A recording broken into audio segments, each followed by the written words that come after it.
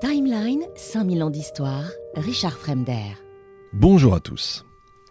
La conquête de la terre promise par Josué et les enfants des esclaves hébreux libérés du joug égyptien par Moïse est considérée par les Juifs, vous le savez, comme le premier épisode de la grande saga des fils d'Israël.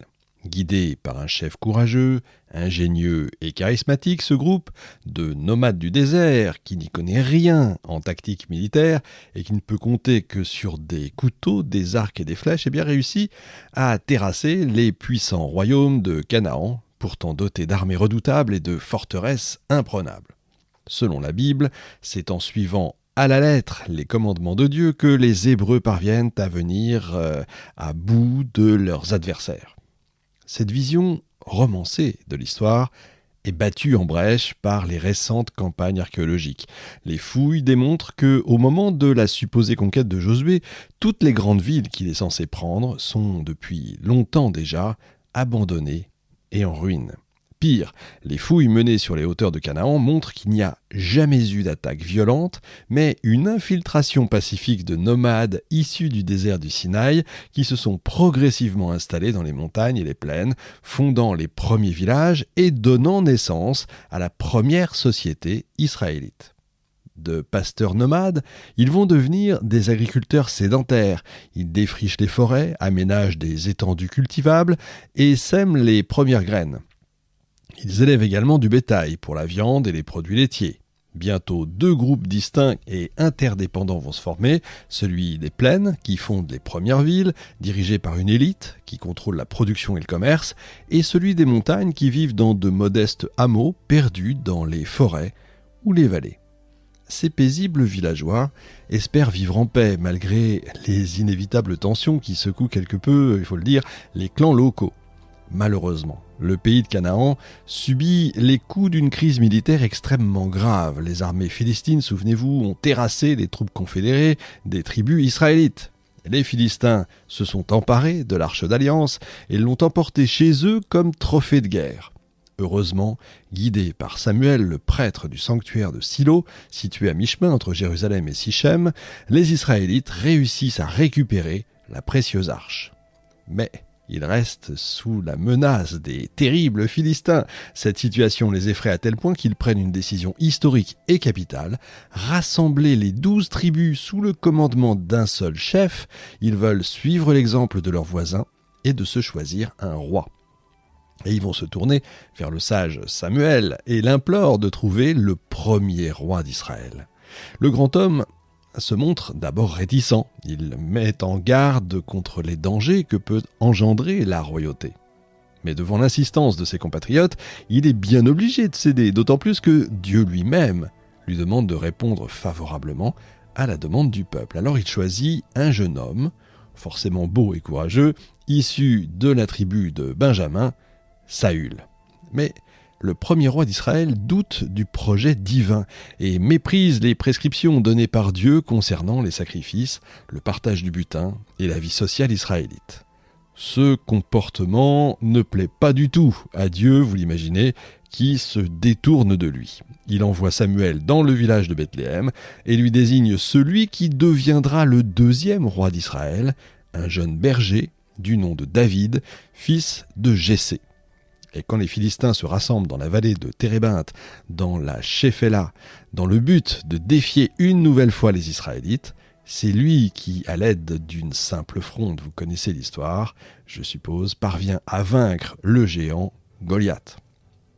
En récompense, Saül lui donne sa fille, Michal.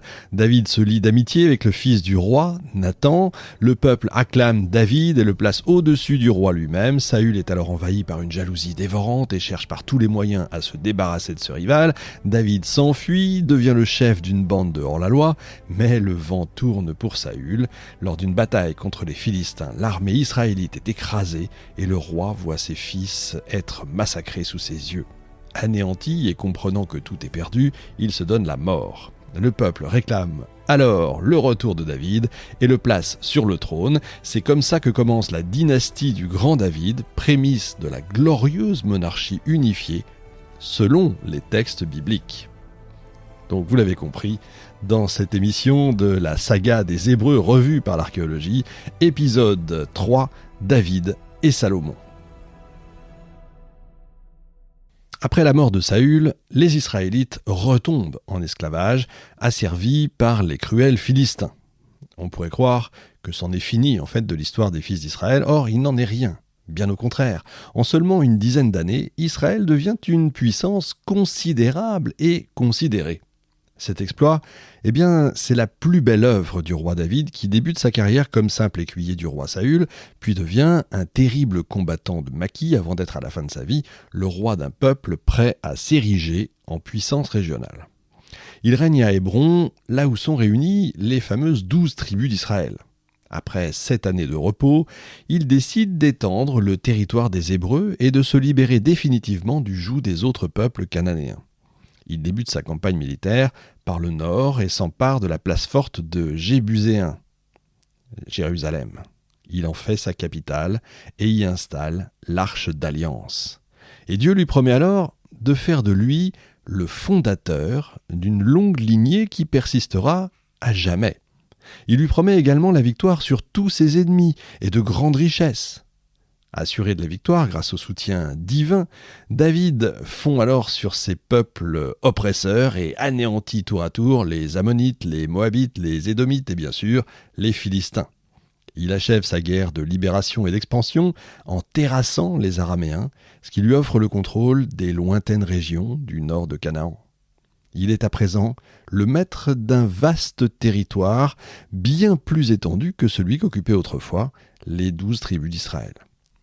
Alors David jouit d'une situation politique favorable, qui explique en fait la rapidité de son expansion et l'enchaînement extraordinaire de ses victoires. Les anciens empires proche-orientaux s'effondrent les uns après les autres. La puissance égyptienne n'est plus qu'un lointain souvenir. Le pays du Nil est à bout de force, harassé par les révoltes, les guerres, les crises politiques et les invasions incessantes. Ses anciens vassaux se moquent de leur ancien suzerain et lui reprennent toutes ses anciennes provinces.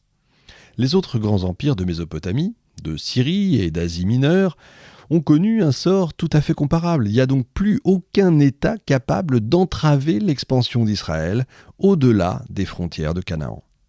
Et David vole comme un aigle, de victoire en victoire, comme dira Napoléon plus tard. Il vainc Édom, et qui a jadis, vous savez, refusé le passage de Moïse et des Hébreux par la route des rois. Et de cette façon, il s'assure le contrôle du désert d'Araba, qui s'étend du sud de la mer Morte au golfe d'Aqaba, qui est riche en gisements de cuivre et de fer. L'exploitation des minerais de fer lui permet de fondre des armes et des outils dans ce métal, justement. Il peut comme ça rivaliser avec les puissants Philistins qui, jusqu'ici, s'en étaient assuré le monopole. Et voilà ce que disent les chroniques. Et il accumula beaucoup de fer pour les clous des battants de porte et pour les crampons, ainsi que du bronze en quantité incommensurable, qu'on ne peut pas mesurer. Il prend comme ça le contrôle de la plus importante route caravanière venant du sud de l'Arabie, la fameuse route de l'encens. Sa progression jusqu'au golfe d'Aqaba va lui ouvrir les portes des routes maritimes menant par la mer Rouge vers les côtes méridionales de l'Arabie et de l'Afrique orientale. Vous voyez, c'est énorme. Il ne lui reste plus qu'à s'emparer des plaines du nord, dominées par l'Hermon, et des vallées fertiles qui s'étendent au pied de l'Anti-Liban. C'est le territoire de tribus arabes, originaires du désert, les Araméens, que la Bible appelle simplement les Syriens. Dans un processus similaire à celui qu'ont accompli les tribus israélites des années auparavant, ces nomades sont un beau jour sortis du désert et ont fondé des villes indépendantes qui sont progressivement devenues des États, s'étendant jusqu'au sud du lac de Génézareth en Jordanie orientale. Aux alentours de 1000 avant Jésus-Christ, ces tribus ont tenté de s'étendre vers l'est, mais elles ont été terrassées par les Assyriens qui s'apprêtaient à fonder la nouvelle puissance mondiale de l'époque. Des textes écrits en écriture cunéiforme qui ont été trouvés dans les ruines des palais des bords du Tigre font de fréquentes allusions aux attaques incessantes et aux incursions des tribus araméennes à l'ouest de la Mésopotamie.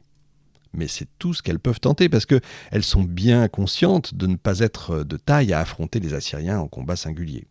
Leur faiblesse n'a pas échappé à David, qui va foncer droit sur elle, et il bat le roi des Araméens qui était en train d'arracher un morceau de territoire appartenant aux Assyriens sur l'Euphrate. Cet épisode biblique est confirmé par des textes assyriens contemporains.